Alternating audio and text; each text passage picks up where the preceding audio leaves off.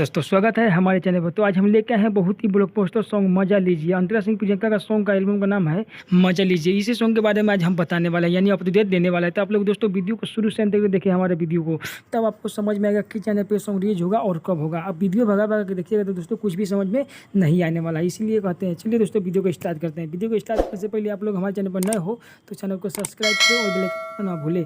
तो अंतरा सिंह प्रियंका का बहुत ही ब्लॉकबस्टर हिट सॉन्ग रिलीज होने जा रहा है। तो फिर जानिए कि चैनल पर सॉन्ग रिलीज होगा और कब होगा। तो आप लोग दोस्तों वीडियो को शुरू से अंत तक देखिए, भगा भगा के नहीं देखिएगा।